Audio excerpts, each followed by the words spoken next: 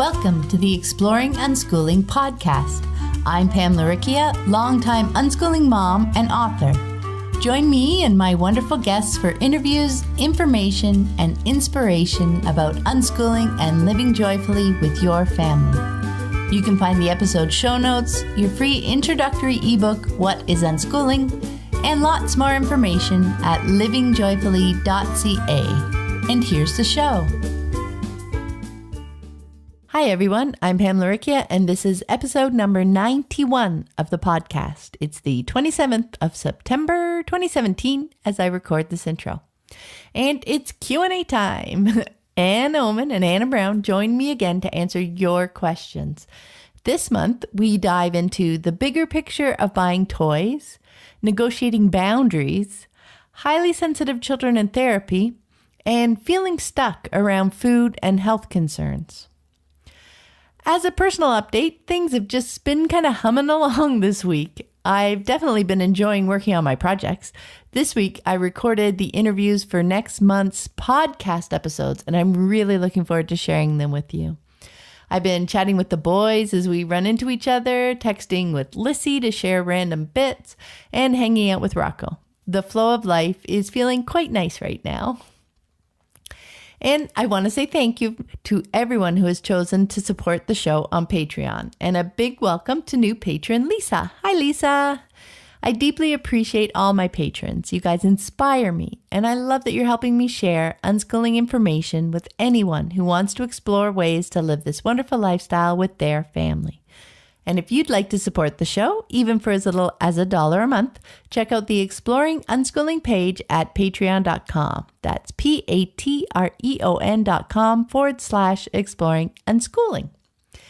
And this week, I want to share a quote from the episode, something Anna said. My priority is the connection because I've seen when our connections are secure that we have a much easier time navigating what comes our way. Now, I have discovered this as well. It's something we learn over time when we're paying attention and trying things out. I talk a couple of times in this episode about the feedback loop of life, kind of what I call it. It's all about observing people and situations, making choices and trying something, seeing what happens, validating the outcome, and having open conversations about it, tweaking things, and trying again. Over time, what bubbles up, I think, is the essence of human nature. We bristle under control and are more apt to work together when we feel connected. At any age. I know it's true for me. And now, on to your questions. Welcome to another Q&A episode. I'm Pam Laricchia from livingjoyfully.ca, and I'm happy to be joined again by Anne Ohman and Anna Brown. Hi, guys. Hello. Good morning. And this time I'm going to get started. Our first question is from Monica, and she's from Calgary, Canada. You're supposed to laugh. Monica writes, I'm very new to unschooling. I believe in the principles of unschooling, but putting it into practice is a challenge. I have put aside my bias against screens recently and have let my two girls, 5 and 8, watch what they like, when they like, for as long as they like. On a normal day, they have screen time as soon as they get up. Then we usually have an activity that takes us away from the house in the late morning for a couple of hours. They are pretty amenable to that, to going out, for which I am grateful. Then when we get home, they have screen time for an hour or two before dinner. We often have a family watch after dinner, or they will watch something themselves. The problem I'm struggling with is that they sometimes watch YouTube shows of people unwrapping toys or playing with various toys. I do not have a problem with the content of the shows, but they have now made the connection that these toys can be purchased. We are not rich, but could afford it, but I don't want to purchase every toy they ask for, mainly because I am against amassing huge amounts of plastic stuff, and I see toys that they have asked for, played with a few times the first day, and then forgotten. It seems such a waste. I usually say that we can't afford it, but at the same time, I don't want to give them a poverty mindset, deny themselves things or experiences when they are grown up, even when they can afford it, but feel that they can't, like me. What are your views on the topic? Hi, Monica. I know that your question is about saying children is about children asking for toys, but I did just want to mention the use of the phrase screen time. Just because having screen time per se, when you talk about they have in the morning and the afternoon, it says little about what they're actually doing. It's so much more than that. It's not just the screen. So, I know that's what you're seeing, but don't stop there. Ask yourself, what are they playing? What are they watching? What do they like about it? And then that can help you start to see ways that you can engage with them around the things that they find interesting. And that said, I love that you're asking this question because even in your question, you're talking about how it makes you feel uncomfortable to be often saying no to them. And I think that might be because you're realizing that it's not really about saying yes or no to the toy. It's about saying yes or no to the child, to their excitement and their joy, and that feels off to you. It feels like maybe you're dampening their enthusiasm. And as you said, you're starting to see that play out as a poverty mindset, one of denial. And I understand when you're talking about that it seems like a waste to you. But I think what can help is to shift that and realize that that's your judgment. And that's about the toy, the thing. And yet the toy isn't for you. It's for them. It's something that they're interested in. And I'm thinking it might be helpful to look for ways to take yourself out of that equation altogether, out of that judgment piece.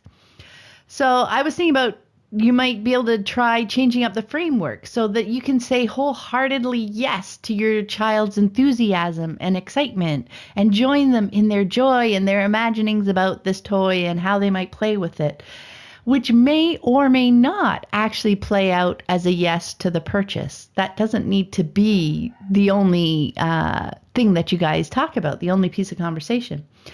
Another way to change things up, you could give them an allowance so that the purchase power is out of your hands and into theirs. They don't always have to come and ask for a yes, no. You're getting yourself out of that judgment place. So that way, they'll be learning about themselves when they consider whether or not to spend money on a toy that they see. They won't be learning about how you feel about the toy. They'll now have to think about and decide for themselves how they might feel about it. So you're no longer the gatekeeper. Now you're someone that they can bounce their thoughts off of as they think it through. They'll have that conversation with you. And sure, there will be times when they buy something and they are disappointed with it. As you say, they play with it for, maybe even just a few times on the first day or just a few days and then forget about it. But they'll learn great things through that experience as well. And there'll be times when something's more expensive and they can hatch plans for saving up for it. And sometimes they'll follow through on that bigger purchase. And sometimes they'll change their mind halfway. And all of that is great learning. I have a blog post, Playing with Money, that you can check out that goes a little more in depth into these ideas, and I will put a link to that in the show notes. And I also remembered from Q&A episode number 21, question number 4, that might have some ideas in there that you might find helpful along the way as well. Anna? Right, so Pam said pretty much this exactly, but I'm going to say it again, only because we get this kind of question a lot too. And so this is the wording piece, because I think the wording is so helpful to look at, and screen time is such a limiting term, and it's really just starting from a place of judgment, being more specific with the language, what they're watching, YouTube or the Explorer, whatever they're specifically doing, that can help you connect and with how they're spending the time instead of just dismissing it as, quote, screen time. And I think trying to understand and enjoy that with them is the next step. As for the toys specifically, I found my girls often just wanted to talk about them and then they would move on. For example, we would see a toy and they would express interest and I would say, gosh, that really does look cool. What do you like most about it? What fun things could we do with it? And we would just talk about it and we'd have this great, engaging conversation. And 90% of the time, that was all they wanted. They wanted me to see it and see what they loved about it and to talk about it with them. And way more often than not, it was me who was saying, well, how about we get it? And that sounds fun. And they would be going, we don't need that. I would be like, what? I like it. And so it just always made me laugh because this is a common struggle people would say. And for us, it happened more in stores because the internet wasn't as big, and YouTube, I don't even know if it was around when my kids were little. So it was more like we'd be walking in a store. But over and over again, that's what happened. They just wanted me to engage with them and talk about it and share what they loved about it. But the other thing from your question that stuck out to me was your desire to not have a lot of toys. And we talked about this a bit, actually, I think on our last Q&A. That's your feeling about it, but they might feel very differently. Toys were a big part of our environment and the sacred work that my children did when they were young. And so much was learned and explored through finding cool toys together, me finding them or a combination. When they were done, some things were given away to be loved by someone else. Some things were consigned and we made money to buy new things. And some things we stored because we weren't ready to get rid of them. We actually moved last year from their childhood home, and they were at the time just turning 17 and 19. And it was at that point that they were ready to part with things that they had wanted to keep through the years. And we still kept some of the special pieces, and we delighted in going through all of it and remembering all of the fun times we had with those books and toys and items. I think tapping into that joy could really shift things for you instead of bringing the heaviness of expectations. And I would also be concerned about the passing along the scarcity mentality that you talked about. I mean, we really dealt in abundance, and even alongside having conversations about finances and priorities. And Pam gave some great tips about all the different ways that can look. So those were the pieces that I wanted to get out. Anne? Hello. Hi, Monica. I am so glad you wrote to us, and welcome to Unschooling. I love that you told us that you're new to unschooling. And it's so cool early in your unschooling journey that you're recognizing that you're having a challenge putting the principles of unschooling into practice. It is difficult, I know, to examine long-held beliefs that were handed to us by society. And not only that, even radical beliefs that we have come to ourselves. In fact, it's probably the latter, that are the most difficult for us to look at and examine, or at least for us to realize that we do need to examine them. But it's still absolutely necessary, especially if they don't allow our children the freedom to follow the flow of their own hearts and their own lives. And all of this examining that you're doing here now is really great. And it's so cool because it's just one small portion of your days and years ahead where it will become a pretty regular thing to hear something come out of your mouth or see something that's in your head and have to stop and say, wait a minute, do I really believe that? You know, is this belief serving me well? Is this belief serving my family well? And I'm more addressing, not even the toy situation, which is a belief that you have, but also the fact that we're disappointed that they stumbled upon these YouTube videos to begin with. That's something that's a preconceived judgment and definition that you had in your head. So if we can stop and see that some things that we're holding on to do not serve our children nor us well, that's really, really wonderful. Because the energy you want to be in on your unschooling journey is one where you're open to truly seeing and hearing and honoring your children and all that they are and all that they love to do, because that's exactly the truth. Our children are what they love. And so with everything they're drawn to, not even just the toys, the YouTube videos, it's important to honor that and then go into it yourself and see the reasons why they love it. See it through their eyes, because there really is so much learning and enjoyment and world expansion happening with absolutely everything they're drawn to. And yeah, that includes YouTube videos of people unwrapping toys. I mean, you guys, is that a thing? Really? It is. Oh, yeah. They're wrapped up, or is it unboxing? I mean, is it like I kind of imagine them both the same, but well, like one unwrapping. We're gonna have to go what? Like a surprise. I've got to find this out because man, I got excited thinking about it. I can get behind any of that. How exciting to a child, how exciting to an adult to watch an unboxing or an unwrapping with whatever of something that I'm interested in, something that I'm drawn to. So I'm fascinated by your perspective, because you being new to unschooling, new to questioning these beliefs that you might not recognize that you're holding on to yet. And that is unschooling right there. It's not so much the principles of unschooling that are hard to put into practice with children learning from life, because that just happens. The learning happens in the glorious living. It's within us, the parents, where the work needs to be done so that we can first get out of their way and then join them on their fabulous unschooling journey.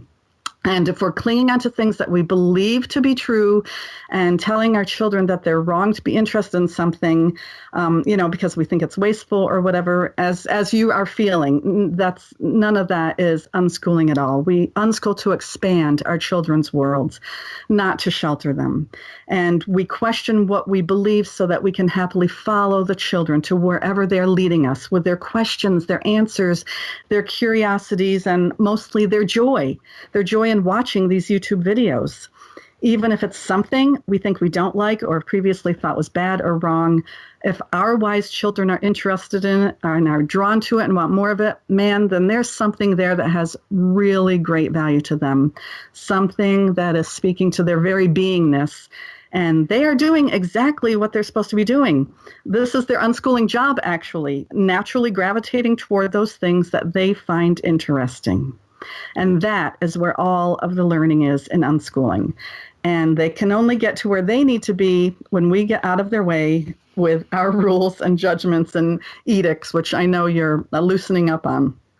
And last night I was watching HGTV. This is just a little story of kind of the bigger picture of our unschooling lives and examining what we may be holding on to.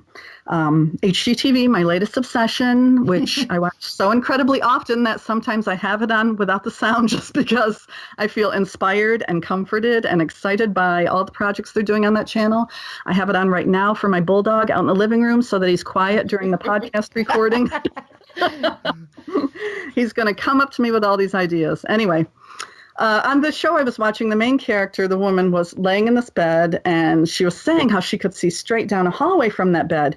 And she said that was so great for parents who were waiting for their teens to come home, and the teens are trying to sneak in the house past curfew without getting caught. Oh, my God. It struck me, as it often does, how incredibly foreign that entire mainstream view of teens or even children in general is to all of the radical unschoolers I know. And what an amazing, wonderful life we have, where we are good friends with our children. We have mutually respectful relationships, where we have conversations about things instead of the parent dictating the rules and the child trying to not get caught breaking them. I remember talking to some people once a long time ago. Maybe it was when my kids were teenagers. And they could not believe that my children were never once punished for anything in all of their lives. Now, that is a foreign and very sad concept to me, thinking that an adult feels they have the right to inflict a punishment on another human being just because that human being is a child of theirs. So no, not only have my children have never been punished for anything, we have lived entirely in the opposite direction of what comes as a result of a parent punishing a child. Every move I make with my children, I have examined because I want to make sure that it brings us closer together instead of pushing us apart. And it's these kind of things that we step away from, even and especially if it's something we have decided for ourselves to believe before we came on this parenting journey.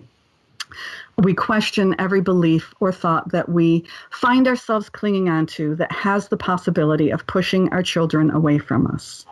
Seriously, I believe our children are here asking us to clean our slates and let them show us how amazing the world and life and love and family can be. And my goodness, what a gift they are bringing to us with that. That's exactly what I did from the first time my firstborn, first time he cried. I knew he was here to show me the way to live, and everything I had known before his presence here, I think it left me, and I was there for him to see what he sees, to learn what he knows, to have him show me what he needed in life. And that's how it's been ever since. He turns 27 years old next week, and we are good, good friends. So if this is where you'd like to be, you are doing such a good job asking these questions. Just make sure you're able to back up a bit into your questions and dig deeper to see what it really is you're holding on to, what it is you're really asking of your child, and then find a way to either release it or discuss it in a way that will bring you closer together. And you can do that by making sure you see everything from your child's amazing perspective. Okay, so I just have to say, in case there's any inquiring minds out there too, same here. Never, ever, ever punishment. There was never any. It's such a bizarre concept to think back. Like now, I don't even think about it. But I remember along the way, people, oh, that'll never last. Oh, that's not going to work. Right. Well, now, of course, they're about to turn. Yeah, that's it. It's every step of the way that they're like, oh, wait till they start walking. Oh, wait till they're the terrible twos. Oh, wait till they go to school. Oh, wait till they're teens, and it never came because of examining and walking toward the connection and the relationship with the children. Yes. So just had to say that in case anybody else was wondering. But I will go ahead to question 2, Pam, unless you need to say anything. No, that's fine. You guys covered it beautifully. Okay, so question 2 is from Heather in Washington State. We are an unschooling family with 4 kids ages 6, 4, 2, and 6 months. I would say we are 100% unschoolers in terms of academics, and we're still working on all the lifestyle elements. My question is about how you or your families have handled kids' freedom to leave the house or yard by themselves. We have a fenced backyard where the kids can always play.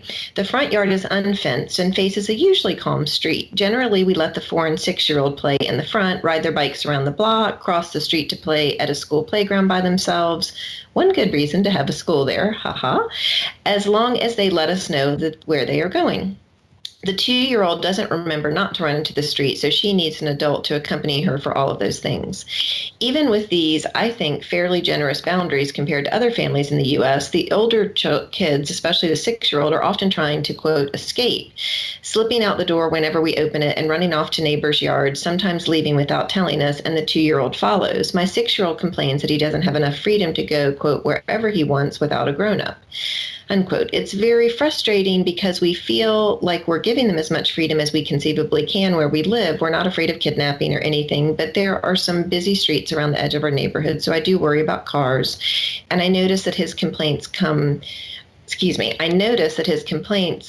more often when we've been home for several days in a row. I try to get everyone out as much as I can, but 4 kids. Sometimes I need some time at home days for my own well-being. Do you have any ideas about how to negotiate this? Thanks. Well, hello. It sounds like your parameters about striking off on their own are super reasonable, but I think you've really hit the nail on the head with noticing the issue springs up when you've been in the house for a while. As a mom, I totally get the reality you're facing with 4 kids. Well, I can imagine that piece having only just had 2. Mm-hmm. But to the kids, they don't understand that piece. And it wasn't a choice that they made. So I would think of creative ways for the 6-year-old to get out on those days. It may be a mother's helper or a teenager to help him have some adventures on the days you need to stay close to home. Or swap time with friends or neighbors, and maybe you take the littles and they strike out with the bigs, or vice versa. I look at behaviors as expressions of needs. And when it seems like we're at an impasse, so he wants to go out alone, you aren't comfortable with that, then we can sometimes get stuck there. But if we start peeling back the layers and see that he's needing some extra attention on those days, or activities, or big muscle movements, then it becomes something that can be solved. Maybe there's some creative things to set up in the backyard space to bring out for special fun, or that add a new layer of play or physical activities like clue hunts, obstacle courses, etc., things that make that space inviting and fun. It just sounds like maybe it's time for some creative problem solving and discussion with the family. And something that also occurred to me in reading this is he is the oldest of your 4, so I'd be aware of my language. Is he being expected to do things because he's the oldest, or is he being told he's a big boy now, so you can do X, Y, or Z? If so, he might be trying to make sense of what he's hearing and reconcile it with what he sees as something big kids do. So I don't know if that's at play here, but I wanted to throw it out there, and it may be something to watch for because he is so little. While he may seem huge and gigantic next to your 2-year-old, he is still a little guy who needs a lot of time and a lot of attention. Take it from the person with the 19 and 17-year-old. That 6 is so tiny when you see them. So anyway, I will pass it on to Anne. Hi, Heather. Because I am a holder of the lantern and a digger of the deeper, I'm going to go back into your question and just draw attention to something in your words, in your mindset that could be shifted, that could open up possibilities for you.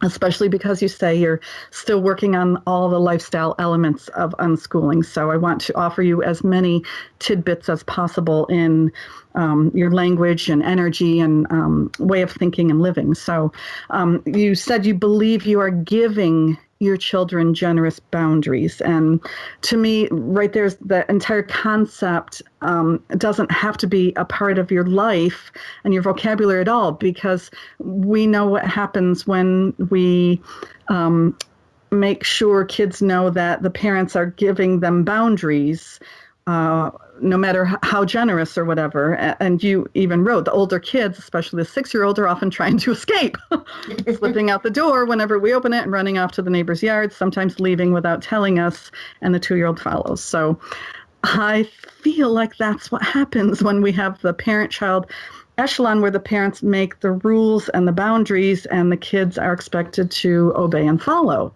And that echelon does not and never has existed in my family. And what did exist and what does exist is conversations, understanding, empathy, and validation.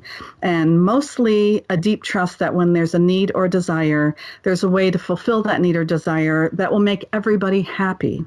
And all of that come from seeing the circumstances from your child's eyes. So, again, if there are boundaries and rules, whether it's limited TV time, computer time, no sugar in the house, the child's going to run for the door, find a way to break the rules, want more TV, computer time, and sneak a bag of brown sugar outside. And the thing is, that's not because it's something that's inside of them. That's kind of what they're doing because there are rules that are forbidding and limiting those things. So when you look at it through the eyes of your children, it just needs to be validated, with your son. And in addition to all that Anna was saying about him being 6 and needing attention stuff, but the validation, I so understand. Oh, I know, I can feel how frustrating this is to you. I so get that. And then with validation, you have an energy of trust that you can work it all out so everyone is happy. And then you don't have to state boundaries or rules. You're having conversations, and it's kind of an awareness in a respectful energy. And so, after validating, you could say, let's keep talking about this and see what we can come up with, ways we can make this feel better for all of us. So the thing is to open communication with, the older ones and not close it off, and to see it from your child's eyes and not have the parent-child echelon. That's really, really important. You want to give them the freedom and trust to come up with solutions to their desires and your concerns. And from that place of trust, then everybody's open to hearing everyone's ideas. As long as the kids are part of it and they know that their ideas hold equal weight and value in the conversation. So that's the eyes to that you can see it through. And that's just what I wanted to focus on, because Anna offered a lot of other good ideas. And Pam will too. Pam. I just wanted to chat a little bit about a few things that came to mind as I read your question, Heather, and a little twist on what Anne said, going back to you mentioning the fairly generous boundaries compared to other families in the U.S. And I've had those thoughts many times over the years, but I've learned that that's of little value to us. Living and learning together as a family is not about comparing ourselves to anyone, whether it's conventional families or other unschooling families. It's about seeing our children's needs and desires and figuring out our own real needs and desires and exploring ways to move forward from there. Those are the things that are valid in our lives, not what anybody else thinks about it. Seeing and validating his expressed desire to go places without a grown-up isn't the same as giving him permission. I think that's one of the things that trips us up a lot when we're thinking about validating something that at first we're fearful about. That as soon as we express empathy or understanding, that's going to be interpreted as permission for them to, well, you said I could run out the door. It's not. The other piece was when he talks about he wants to go wherever he wants without a grown-up. One shift that always really helped me is to realize, see, that is his 6-year-old solution to something that's bothering him. As Anna talked about, you can dig deeper to find the need that lies at the root of that proposed solution. And I suspect you'll be able to find all sorts of other ways that you can meet that need. And you mentioned one already. You notice one of the clues that it bubbles up more often when he's been home for several days in a row. So yeah, the creative problem solving that Anna was talking about, brainstorming things just around that whole need that you think might be under there. So maybe he's wanting engagement and activity and you're needing at-home time. You can start there, and there's so many places you can go. And had great ideas about making the backyard more engaging, more interesting, so that would be a really fun place to go. Maybe he wants that engagement to be out and about, or maybe he's happy having other kids over. So you're trying to figure out ways that might work for you that will meet his need for more engagement. Maybe you can invite other families with young kids over, or she talked about a mother's helper, like an older kid who might come over and play with him for a while, or arranging outings with other families or grandparents. Maybe grandparents or somebody can take him out for a nice trip while you're home with the younger ones. Or are there places where you're more comfortable visiting where you can feel relaxed so it doesn't feel like as much pressure or stress on you being out? Now, none of the things that we've suggested may work in your circumstances. That's fine. But what we're trying to do is just help get the brainstorming juices going, thinking out of that box a little bit. What about if your spouse intentionally takes your 6-year-old out every night just to fill his cup for a while? Go to the park, go for a walk around the block, go kick the soccer ball around for a bit, whatever. And just try that out for a couple of weeks and see how it goes. It may help you get closer to discovering what that underlying need is that he's feeling the need to run out and escape. It's all about validating, observing, trying something, seeing what happens, having those open conversations about it, tweaking it, trying again. It's that feedback loop of life is kind of how it seems to me, That's what we're living instead of boundaries. That's instead of, no matter how generous we think our boundaries are, as Anne talked about, they're still boundaries. Exactly. They're still an edge of conflict.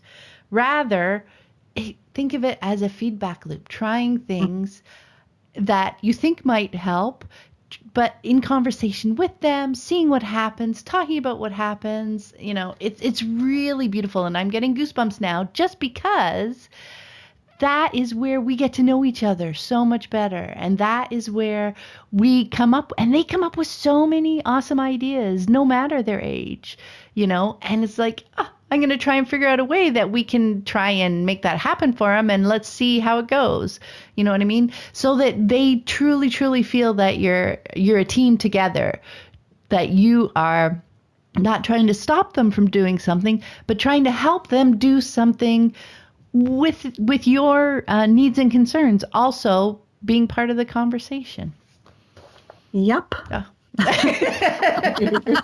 it's in that space, as Pam's saying, where you get to know each other. Not only that, with getting to know each other, they are feeling seen and heard in the validation, and then they develop trust for you and your ideas, where when you come out right away and said, here's boundaries, the echelon that I keep talking about, the hierarchy, that has to go away, and their voice has to be as valuable and have as much input and weight as yours does.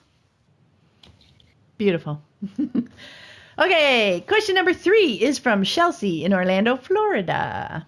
She writes, "Hi, thank you so much for this podcast. Listening every week is essential to helping me stay centered in this unschooling journey." You're very welcome, Chelsy. I really enjoy it.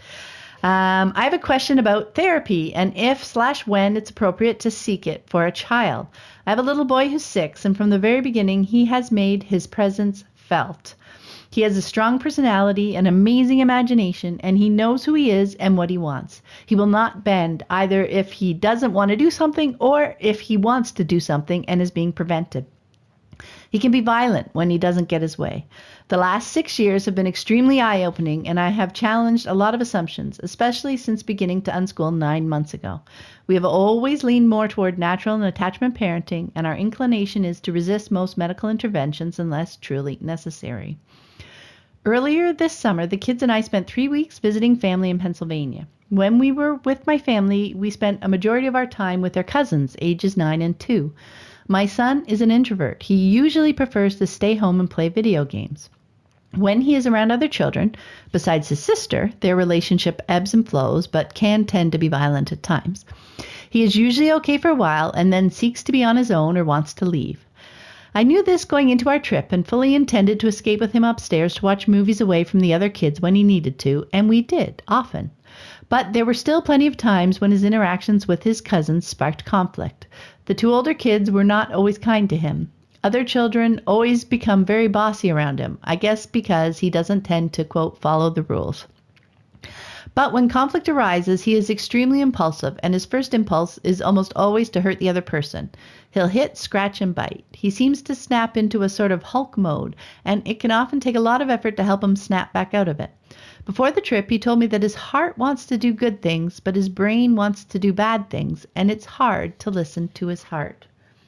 I'm not really sure how to help him with this besides keeping him from other kids entirely or only under close supervision. It prevents him and the rest of the family from being able to participate in things where he would be in a typical childcare situation, such as church.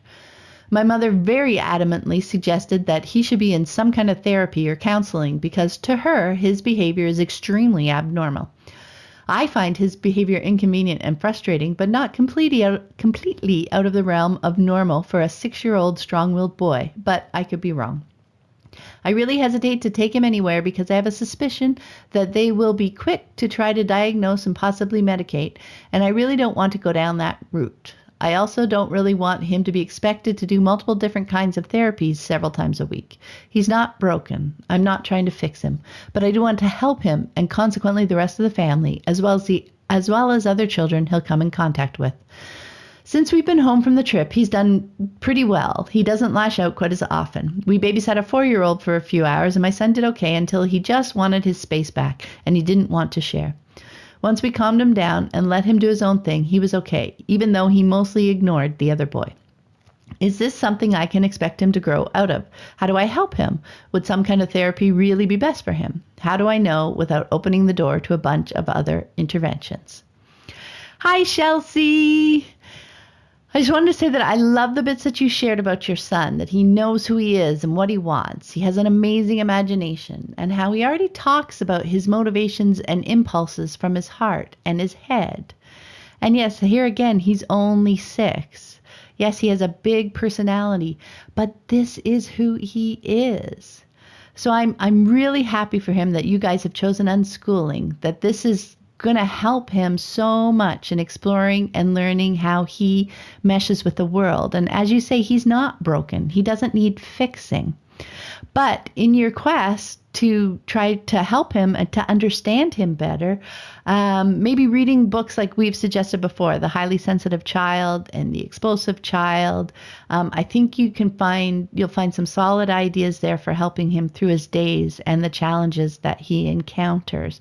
So I'll put links to those in the show notes, and the caveat that Anne has shared before with the books, read them from our perspective. Don't worry about the school suggestions, etc. But you're reading it from your child's perspective because they can help you see things through their eyes that you don't realize yet. So I think that can be really helpful that way.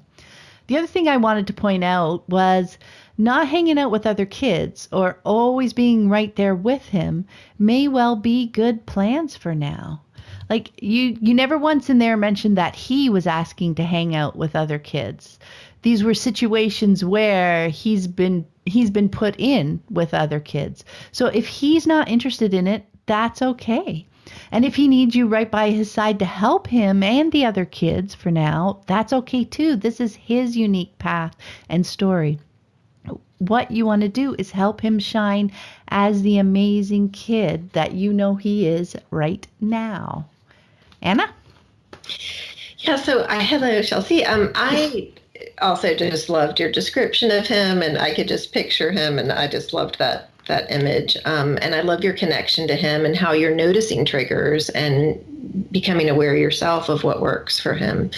It sounds like you are talking to him, but I just wanted to make sure, with my oldest, we talked very early on about her need for what we just call space. When I could see her becoming overwhelmed, I would help her find space. And it sounds like you're doing the same. We also talked about what was happening in her body before she became overwhelmed, signs that she could learn so that she could remove herself before she got to a place of being upset. And those were tools that she was able to develop and use throughout her childhood, and really even still uses them today. She knows if she's going to be out in a loud environment for a while that she will need quiet time when she gets home, for example. It was never presented as a problem, just something to know about herself. And I feel like we all have those things. So it was just part of our conversations that we would talk about what works for us in different situations. And Pam mentioned that the Explosive Child book came to mind, again, not an unschooling book, but I think there might be some helpful tools in there as you're figuring out what's going on. And interestingly, and this is kind of an aside that will just come from me because of my background of things, but when you described that his heart was wanting to do something, but he was not able to, that is so common in kids that are reacting to artificial dyes and to dairy. So I'm going to throw it out there just as something to observe. It's interesting because those exact words of, I know I want to do this differently, but not being able to is a big deal. And so I've seen kids that when they are not eating artificial dyes, suddenly don't have any of those impulse issues because it really was coming from that. Not saying that's the case here, but certainly something to look into. And I think just continuing to connect with him, help him stay centered in his body, learning to listen to his body, those are all just helpful tools and maybe all that he needs at this point. And I just wanted to validate and hear you that I think therapy can be a slippery slope in our society because the first inclination does seem to be to control or mold the child to the environment versus understanding the child and helping them find tools. And I think that that's really what Pam was saying too, so beautiful about you coming to unschooling, because it allows you that space and that time to really find the tools and really to not label or try to change your son. And so I feel like you're on the right track with all of that, and just trusting and honoring who he is really a beautiful gift. And so I think that's really lovely. So thank you for sharing that with us. Anne? Yes, Chelsy, unschooling probably no less than save your child's life, because his responses and who he is needs to be celebrated. And the unschooling life, as you know, as we've said, does not require any child to fit into any typical box. And so he will be free to be who he is. And I feel your pain and your desire to work through this. And I'd like to recommend, if you haven't already, to read my essay, I Am What I Am, on my website, shinewithunschooling.com. And yeah, there are so many things you can do to help him. And it's, first of all, is what I always say, is to accept and celebrate him for being exactly who he is. And in that energy, you will be able to be his partner and not just help him through these difficult challenges in life, but honestly redesign your life so that he simply shines. Because you can't respond as if he's a sensory typical child. With my Jacob, we let who he is guide our lives, and we created our lives so that he would have a space where he felt safe and free to shine and felt celebrated for being who he is. And with Jacob, it was that I kind of feel it with your son too. He's owning a lot of weight in the world, and that's why I kind of feel like, so there's already so much going on in him with these intense emotions. And I always tried to help Jacob remove that weight from his shoulders. In fact, I remember the first time when I forget what Jacob said. I know it was in response to something somebody else had said to him, but I thought, I saw how he was owning the weight of the world. And I immediately thought, wow, if he is owning this much weight, then I need to do all I can to make sure his life is free from any more weight, because he already has so much going on inside his head already. And most of all, I need to make sure that I am not the one who is handing him any more weight.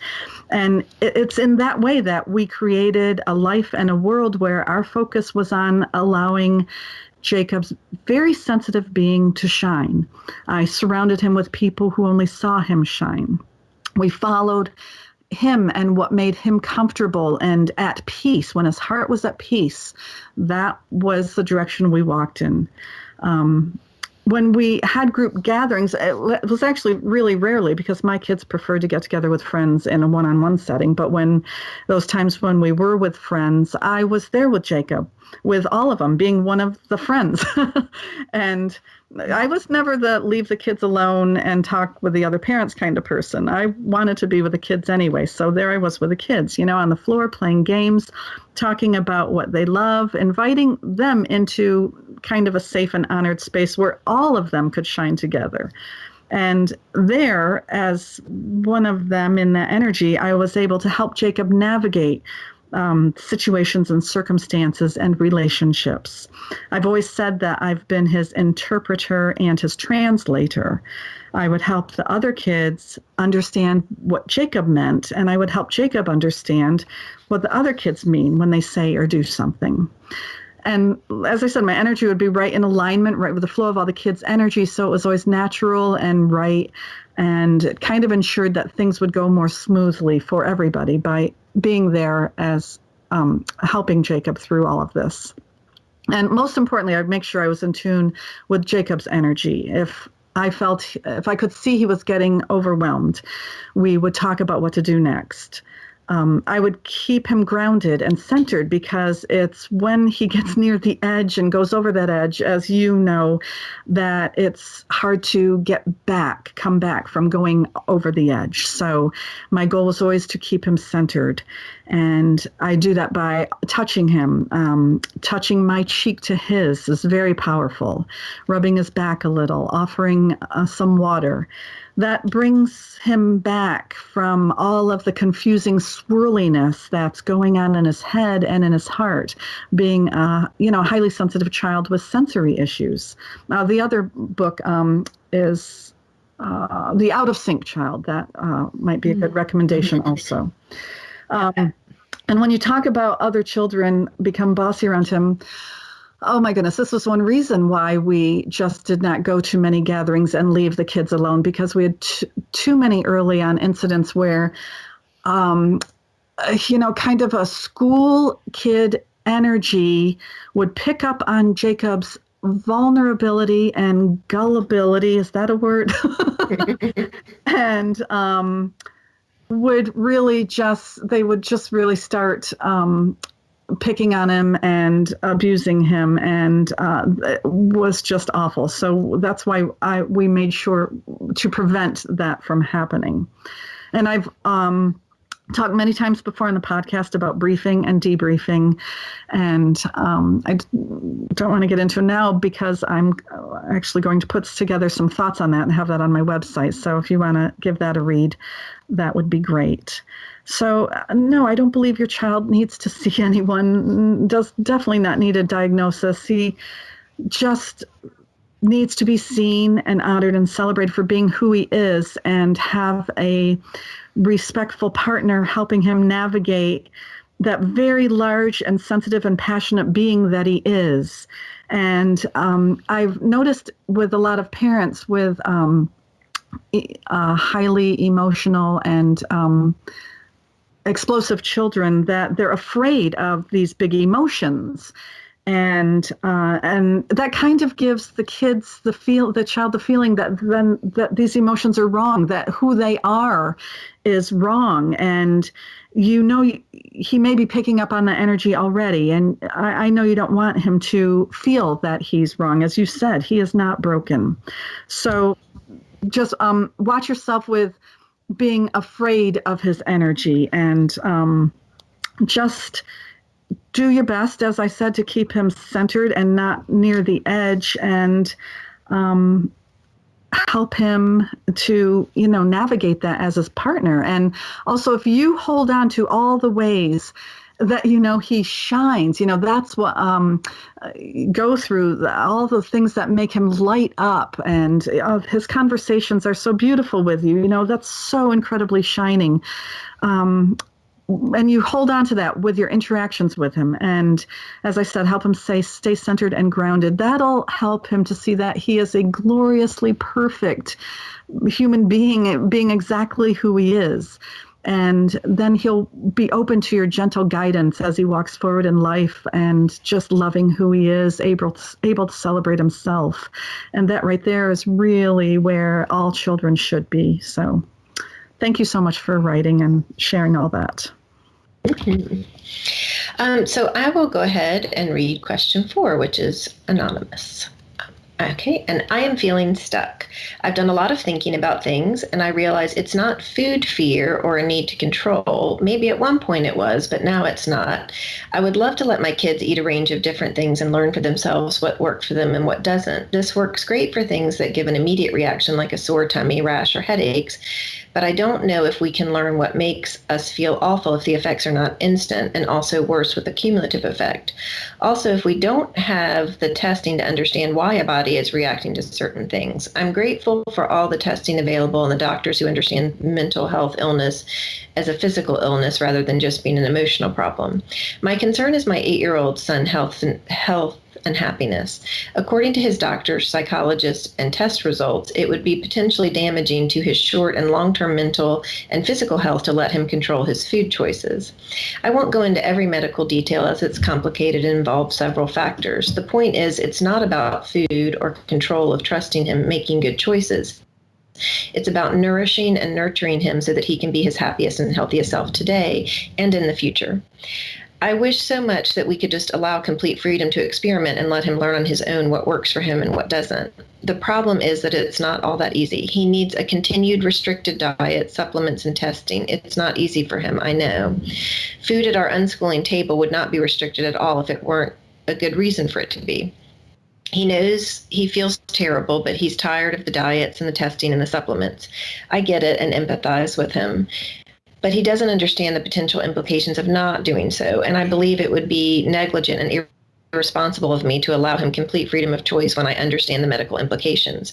So where to from here? I love asking the question, why not yes, and can generally gladly accommodate all other needs and requests made by my kids.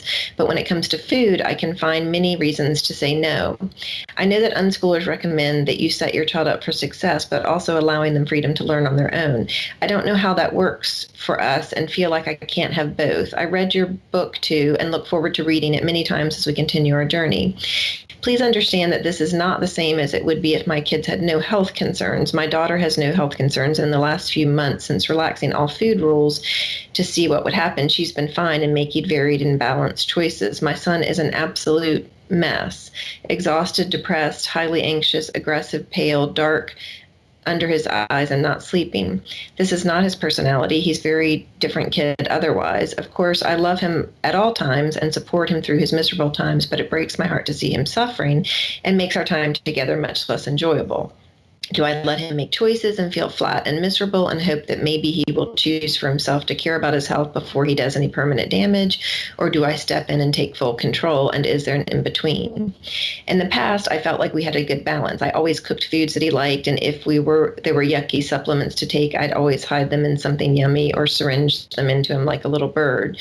We've found ways to make things easier by playing games and making his favorite treats to take to parties. Now that he's getting older, he's pushing away from this more, and I worry it will hurt our relationship, and he will start sneaking food or refusing to take supplements. I guess the question is, are there times when it is appropriate and kind for a parent to say no and give the child as many options and choices within the boundaries as possible? I know this isn't unschooling, but I'm not sure what our other option is. Is it kind to tell an 8-year-old that their behavior and attitude make them really difficult to be around, and you much prefer their company when they're positive and happy? I'm not talking about happy, joy all the time. My kids know I'm very big on all feelings being okay. I love them when they're feeling sad, angry, frustrated, etc. But this goes way beyond that, and it's stressful for the rest of the family to be around him when he's so miserable and negative. I also have my daughter to consider, as she adores her big brother. She loves playing with him and is generally very patient and playful. When affected by poor food choices, lack of supplements, however, he's very aggressive and nasty to her, and she gets confused as to why he's so different and becomes very fearful around him. So what I want is the best for my son and our relationship. My kids are my priority, and I spend all day happily doing things with them and for them. My son is a gorgeous kid who is kind, empathetic, thoughtful, and creative. He is amazing, and I want to see him enjoying life without fatigue and anxiety. This is the only thing that's causing me stress, and I don't know what to do. Jonah often tells me at night when he's at his most open and chatty mood of the day that I shouldn't listen to daytime Jonah, as he doesn't know what he wants. For example, last night he was telling me that he wants to be able to run fast like Sonic, and that every day I need to make sure he does his running practice and eats the right foods for his energy needs. But then daytime comes and I try to help him achieve what he's asked for, and he knocks me back. He's also told me in the past that I shouldn't let him eat the foods that harm him, but then if they are available to him, he wants to eat them, and I don't know if he wants me to say yes or no.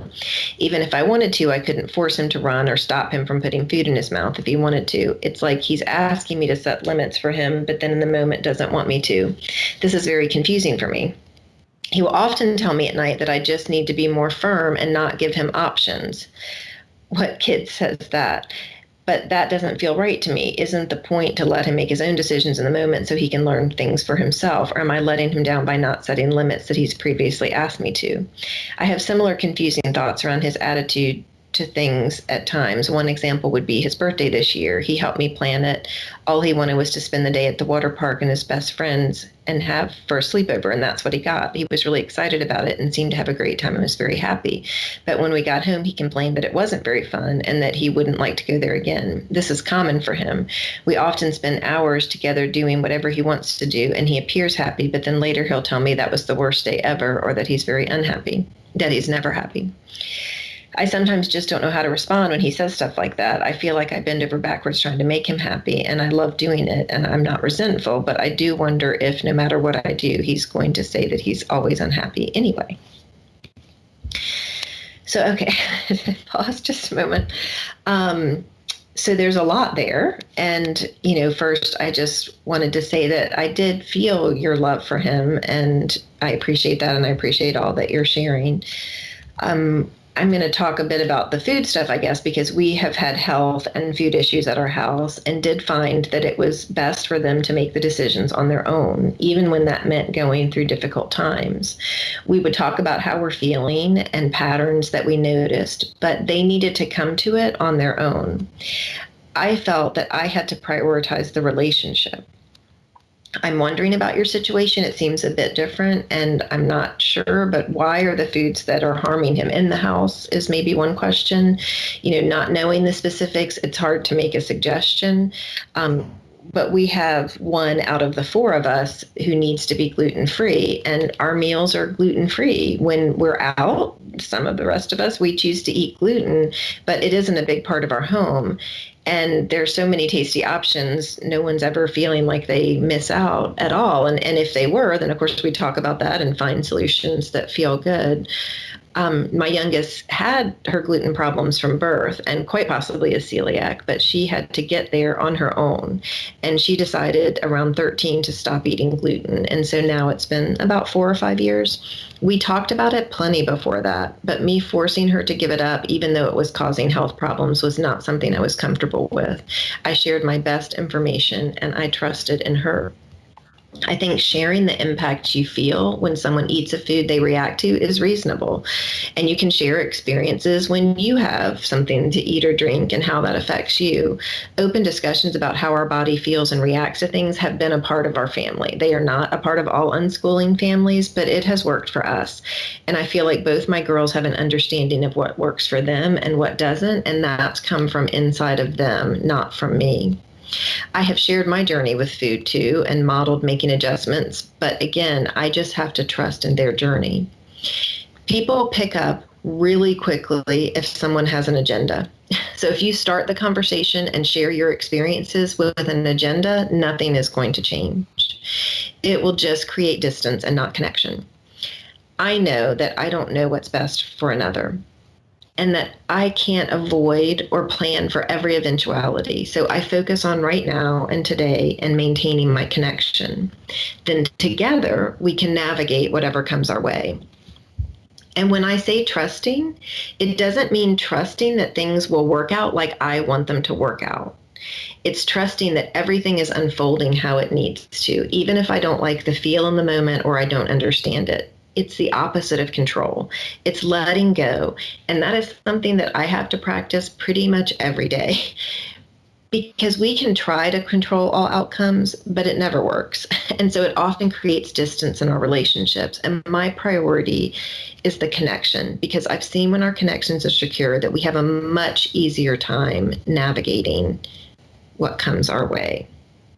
And I just wanted to say a tiny bit about the last bit of your question, which was how he can be unhappy about things and you feel like you're creating and doing the things that he wants to do and that he still is unhappy. And I have a child who's now an adult, but that can be that person that kind of sees the dark side of things and can be like, I didn't like this about it and didn't. And it was surprising to me at times because I look at the world in a very different way. But it's been such a beautiful journey, like connecting with her and honoring where she is and how she needs to express things, but also being true to who I am and the joy that I like to find and the gratitude in each moment. So I'm saying I empathize with that, but I think it really can be navigated where you're both honored where you are. So I'm going to hand this over to Pam. Thank you, Anna. And that was really beautiful stuff. And I'm trying to look ahead in my notes. So that last piece that you were talking about too, for me, one of the things that helps there is to not feel like once I've done something that my child was interested, in doing, like, so in this example, his birthday, right? And what he wanted to do for his birthday. So, we made these plans, we were excited about these plans, and we did it. And then I need to cut my expectations off of how things flow after, Yes, not feel judged about how he sees it after, because that's about him. That's how he's learning, how he's processing things. Yeah, I mean, I've had many situations, where my kids have had a different experience than I have from something. And to make that shift and say, it's interesting to know this more this piece about them, this way that they're seeing it. That's really fascinating and interesting, and understanding it from their perspective, but separating it from mine, right? So to not feel like I'm being judged and it was a waste of my time and energy in the first place to do this thing, just because even though they seem to enjoy it in the moment, maybe something didn't work as well for them later when they're talking about it. But what they can do once they have that time to process with you and have that conversation with you, then next time you guys make plans, maybe something that you've learned from that can be adapted into the plans moving forward. Oh, remember last time you said you didn't like this piece or whatever. But yeah, to not take that on as judgment of ourselves, but we're doing the best in each moment. I think that's what I was saying. Mm-hmm. Anyway, okay.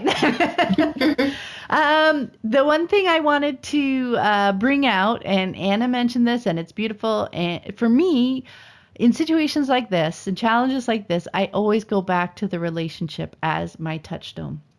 Because for me to support my kids as they work through these challenges, I need to have a solid and trusting relationship with them. As Anna said, that is when things go more easily, or at least the conversations are open and information gets on the table, needs and feelings and everything get laid out, or else they get protected because that trust isn't there. Trust comes when you drop that agenda that Anna was talking about. Because if you don't, they're not going to be sharing things. They won't be coming to chat with me about things. If they make a connection between, something they ate and something they're feeling, if they don't truly trust us if they think we'll say, oh, see, I told you, remember, I told you that might happen. If that's the attitude you're going to bring, they're not going to want to share it. That's too judgmental. You want it to be a place where they can safely share all information without feeling like they're going to be judged by it, because they want to get it out there just so they can think about it and process it. So that's why deeply understanding how unschooling works and why trusting relationships are so important is key on our journey. Deschooling is key. And as for taking the time to understand ourselves as well, to separate ourselves from our children, like I was talking about, so that we can focus on what they want for themselves, not what we want for them. When I was reading through the question, it sparked in me, I have a blog post, Unschooling with Strong Beliefs, that I'll link to in the show notes that I think would be very helpful for you to read as well. Read it with this situation in mind. I use a different example, but, throughout this is your belief that that you need to be saving him from some sort of long-term thing. And I think Anna addressed that really well. If he is a different kid, depending on what he eats, he will discover this himself. And he will deeply know and understand it in a way that he never will if it's just you telling him over and over and trying to convince him and trying to, control things for his own good.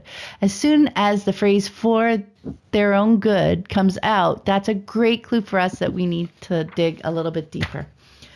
So with the back and forth on limiting things that you mentioned, about him saying, you need to limit me, and then the next day not wanting it, that sounds so human. Mm-hmm. I've known many adults, myself included, who we go to bed at night thinking, okay, tomorrow I'm going to exercise, I'm going to eat right, or tomorrow I'm going to do this or that.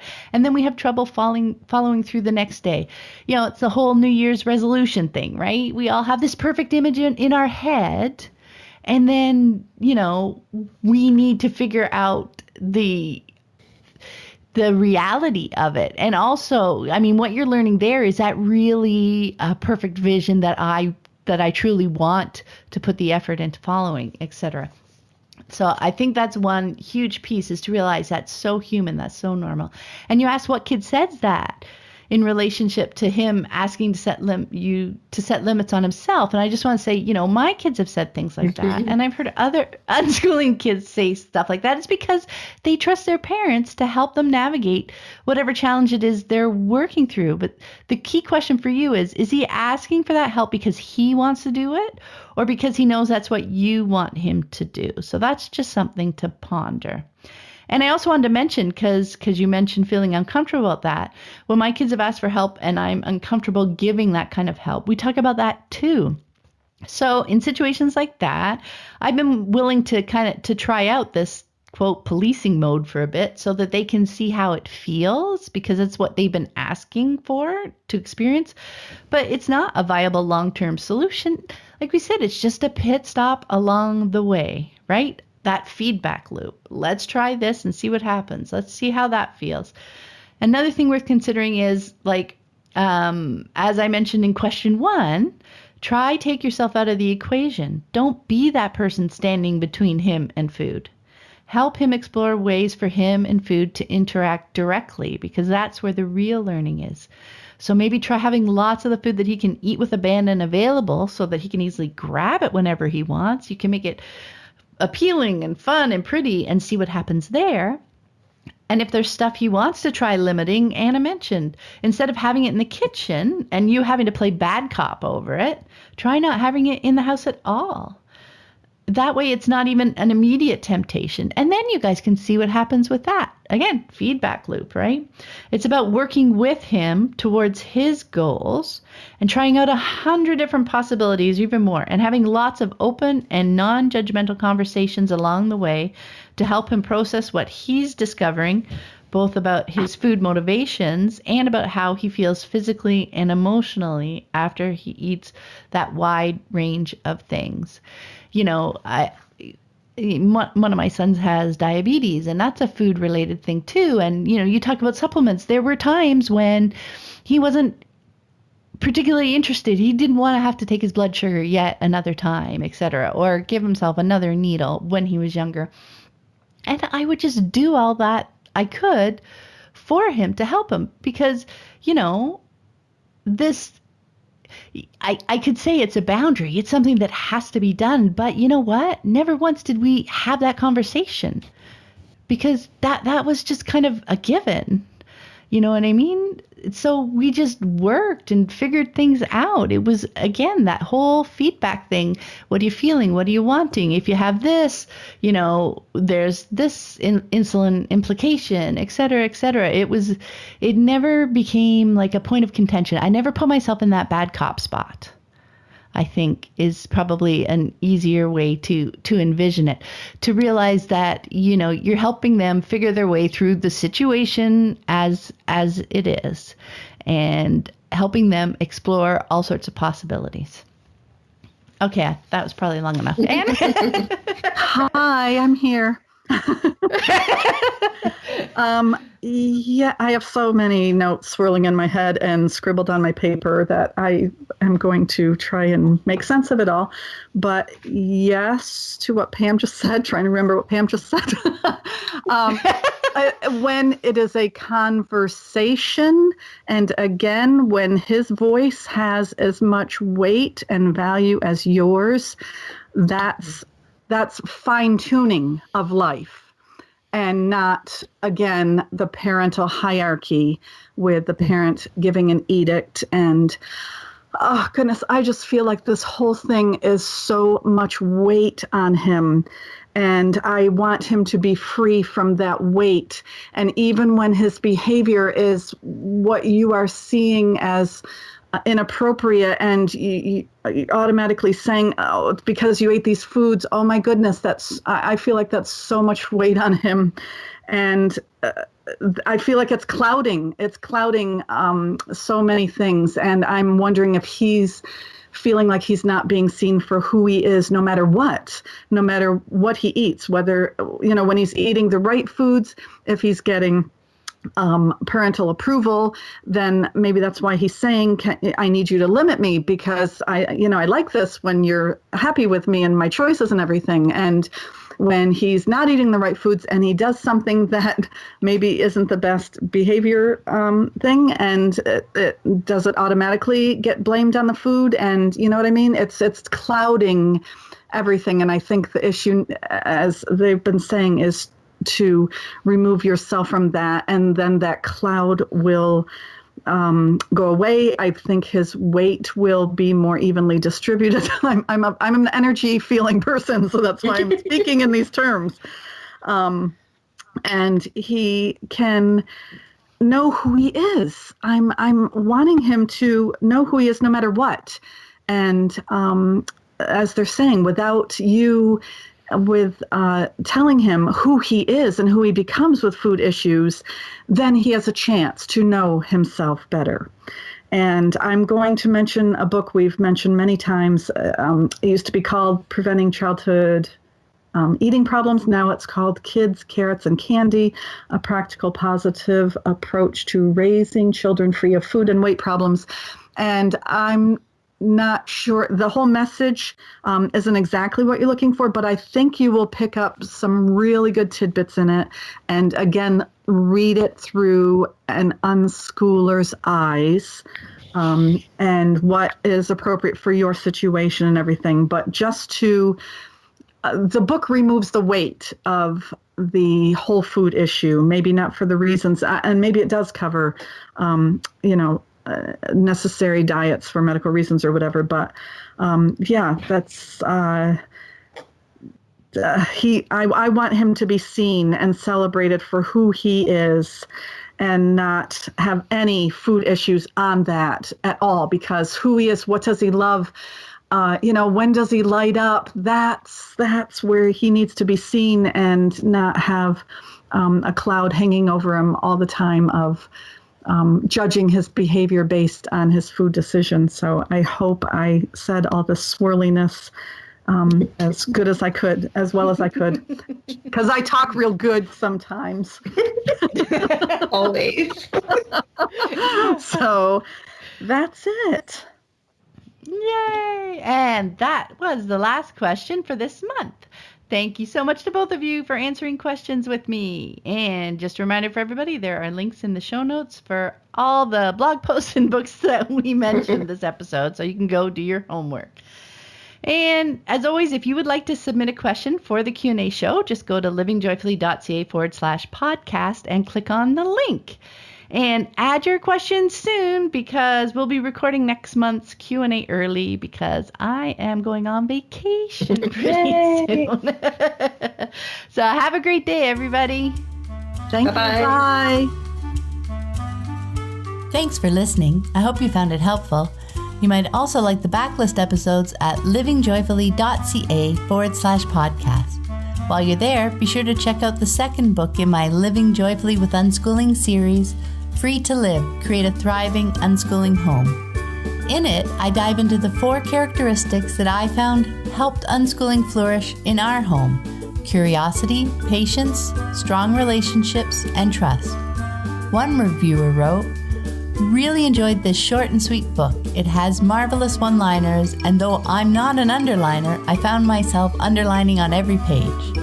Another said, "I believe it would benefit any homeschooler or parent to read this book, as it re-emphasizes the importance of the relationship between a parent and a child in the learning process.